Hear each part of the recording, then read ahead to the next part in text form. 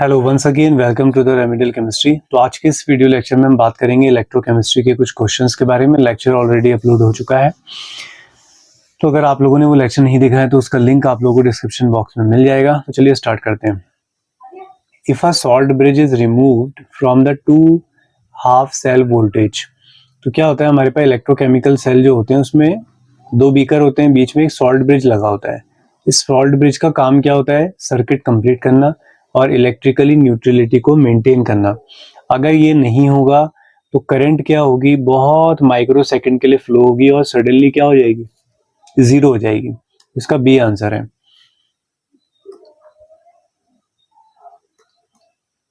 ठीक है, salt bridge के क्या काम होते हैं? सर्किट को कंप्लीट करना और इलेक्ट्रिकल न्यूट्रलिटी को मेंटेन करना। फिर है which type of charges does the anode of Daniel cell. तो मैंने आप लोगों को बताया था एक trick, LOAN, left oxidation anode negative. तो एनोड पे कैसा चार्ज होता है? नेगेटिव। तो आपका ए आंसर हो जाएगा। फिर है आपके पास in the oxygen hydrogen fuel cell the complete reaction is as follows. तो जो हाइड्रोजन ऑक्सीजन फ्यूल सेल होता है उसकी एक बेसिक रिएक्शन होती है कि H2 गैस और O2 गैस मिलके क्या बनाते हैं? H2O बनाते हैं। तो H2 प्लस O2 और H2O आप लोगों को नजर आएगा फोर्थ ऑप्शन में। पॉल्यूशन फ्री होता है, अपोलो स्पेस प्रोग्राम में इसे यूज किया गया था। ये ज्यादा एफिशिएंट होता है प्राइमरी और सेकेंडरी सेल से। फिर है नर्स्ट इक्वेशन आपने पहचाननी है यहाँ पे। तो E is equal to E not RT upon NF होता है यहाँ पे, और अगर ये LN होता तो ये सही होता। ठीक है, तो बेसिकली ये देखा जाए तो ये नन ऑफ दीज होना चाहिए इसका आंसर।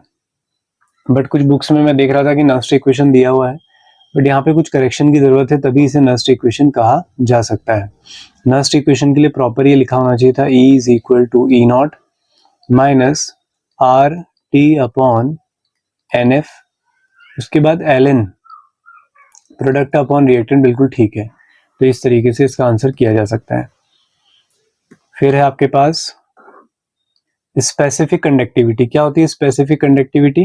किसको कहा जाता है? कंडक्टिविटी को कहा जाता है। कप्पा से दिखाते थे। K इज इक्वल टू, मैंने फॉर्मूला बताया था आपको, 1 upon R into L upon A. ठीक है, वो लेक्चर भी देख के आना, तभी कंप्लीट कर पाओगे सही से। तो पहले से आता है, प्रैक्टिस के लिए कर रहे हो तो ठीक है। तो K is equal to 1 upon R into L upon A. B is the right answer, जहां पे L अपॉन ए क्या होता है? Cell constant. Next, the relation between standard EMF of a cell E not cell and equilibrium constant Kc for the reaction. तो इसमें मैंने आप लोगों को बनाना सिखाया था इसे। फॉर्मूला अगर याद है किसी को तो अच्छी बात है, फिर भी मैं यहाँ पर बना के दिखा देता हूँ। तो हमारे पास फॉर्मूला होता है E cell is equal to E not minus 2.303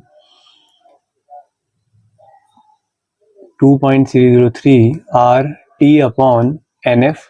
LN की जगह लॉग लिखा है इसलिए 2.303। ऑप्शन देख के बता रहा हूँ मैं, क्योंकि सब आंसर 2.303 में है। फिर होता है log P अपॉन R। अब अगर इक्विलिब्रियम आ जाता है तो P अपॉन R को तो बोल देते हैं Kc, और उस टाइम पे जो E सेल होता है वो होता है 0।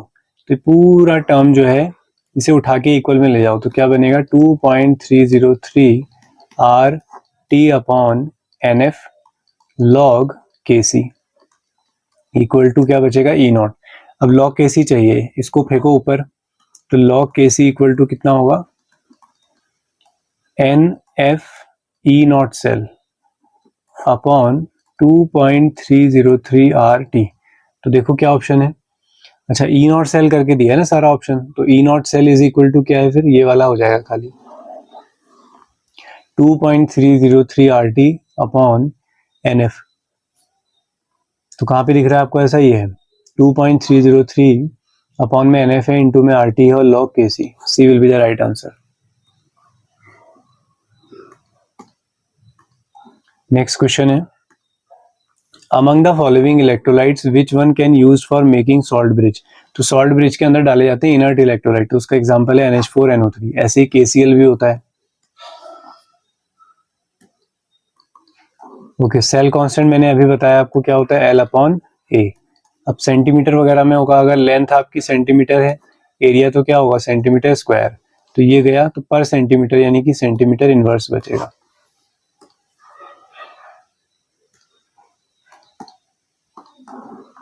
ओके नेक्स्ट, Zn से Zn2 पॉजिटिव, Zn से Zn2 पॉजिटिव और Cu2 पॉजिटिव से Cu नेगेटिव इलेक्ट्रोड इज, तो क्या सिखाया था मैंने आप लोगों को, जो लेफ्ट साइड होता है वो होता है एनोड, ठीक है। ऑक्सीडेशन किस पे होता है, एनोड पे।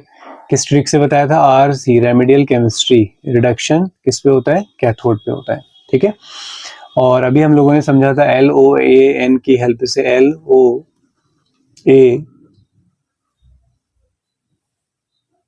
LOAN, तो N मतलब होता है नेगेटिव, A मतलब एनोड। तो ये कैसा चार्ज है आपका, नेगेटिव चार्ज है। तो नेगेटिव इलेक्ट्रोड कौन है इसमें, फिर जिंक है। डेनियल सेल का एग्जांपल था जो अभी लिखा था। Delta G not is equal to, तो डेल्टा जी नॉट आप लोगों को याद होगा शायद, कितना होता है, -NF E not cell, C होता है। अब ये इंपॉर्टेंट है, ठीक है, दिखने में बड़ा लग रहा है आपको। स्टैंडर्ड इलेक्ट्रोड पोटेंशियल Fe के लिए दिया है, Sn के लिए दिया है, वैल्यूज दी है इनकी, और for the reaction Fe2 positive से Fe, Sn2 पॉजिटिव से Se। तो ये आपके पास इक्वेशन है। इसके लिए आपने क्या निकालना है, EMF निकालना है। अब देखो सारी कंडीशन यहाँ पे स्टैंडर्ड कंडीशन है, क्योंकि कोई कॉन्सेंट्रेशन नहीं दी है, तो सिंपल E नॉट सेल। तो E नॉट सेल का फॉर्मूला क्या होता है, E naught cathode minus E not anode. अब कैथोड कैसे पहचानेंगे सर, कैथोड का मतलब होता है रिडक्शन और एनोड का मतलब होता है ऑक्सीडेशन। जिसकी वैल्यू हाई होती है वो होता है रिडक्शन। तो किसकी वैल्यू हाई है यहाँ पर, इसका मतलब तरीका ये है कि हायर माइनस लोअर कर सकते हो। तो वैल्यू में बड़ा कौन है, -0.14, फिर -0.44, तो माइनस माइनस प्लस हो जाएगा। तो ये 0.14 प्लस 0.44, तो बस 0.44 में से माइनस कर दो 0.14, तो क्या बचेगा, ये 0 और ये 3, तो 0.30 किसमें, प्लस में। तो ये आपका आंसर आ जाएगा। तो कैसे निकालना होता है E not cell, higher minus lower, इसको तो ऐसे ही पहचान लोगे। नस्ट इक्वेशन कौन सी है इसमें, ये वाली है। फेराडेज लॉ MIT वाला बताया था मैंने, ठीक है। ये है आर्हेनियस इक्वेशन, ये हो गई, और कौन सी बची, किरचॉफ्स। आंसर लगा लेना, ठीक है।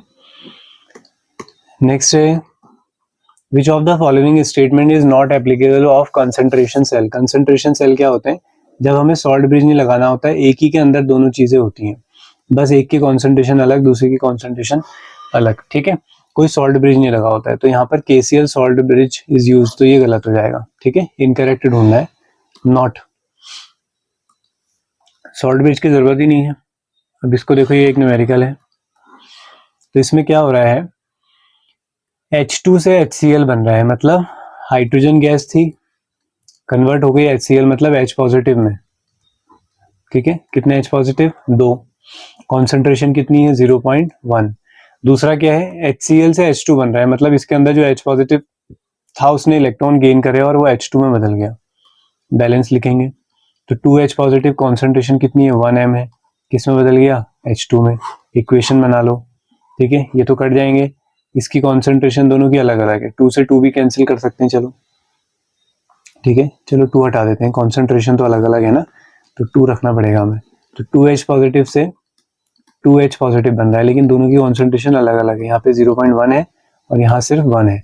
अब हम लगा लेते हैं यहाँ पर अपनी नस्ट इक्वेशन। तो E cell is equal to, hydrogen के लिए कितना होता है, 0 होता है, तो 0.059 अपॉन नंबर ऑफ इलेक्ट्रॉन कितने, 2, क्योंकि 2H पॉजिटिव 2 इलेक्ट्रॉन तो गेन करेगा, log product upon reactant. Product में H पॉजिटिव कितना है, 0.1, और उसकी पावर कितनी है, 2 है। रिएक्टेंट में H पॉजिटिव भी 2 है, लेकिन कॉन्सेंट्रेशन में 1 है, तो कोई फर्क नहीं पड़ेगा, इसको सॉल्व कर लो बस। तो -0.059 1 अपॉन 2, 0.1 का मतलब हो गया, स्क्वायर करोगे तो 10 की पावर -2, तो -2 आगे आ जाएगा, ऊपर कर देता हूँ सॉल्व। तो -0.059 अपॉन 2, जो भी पावर में होता है वो आगे आ जाता है, तो -2, अंदर क्या बचा, log 10, log 10 तो 1 होता है। अब -2 से 2 गया, माइनस भी चला गया, ठीक है, तो log 10 1 होता है, तो ये आ रहा है 0.059। अब मिली वोल्ट्स, ठीक है, तो यानी कि यहाँ पर मिली वाला आंसर ये आ जाएगा, ठीक है। 10 की पावर 3 हटा दोगे ना इसमें से 1000, ठीक है, तो उसको मिली वोल्ट्स कह दिया जाएगा, जैसे मिली लीटर होता है। क्लियर हो गया। तो ये कुछ क्वेश्चंस थे, बहुत कम क्वेश्चंस हम लोगों ने देख लिए हैं, सो तो मैंने आप लोगों को टाइप्स बता दिए जो एग्जाम आ जाए। एग्जाम में आपके आ जाए, ठीक है। तो एग्जाम से पहले इतना ही करना बेहतर है, बहुत सिलेक्टिव चीजें, तो इसको आप लोग देख के जाइएगा।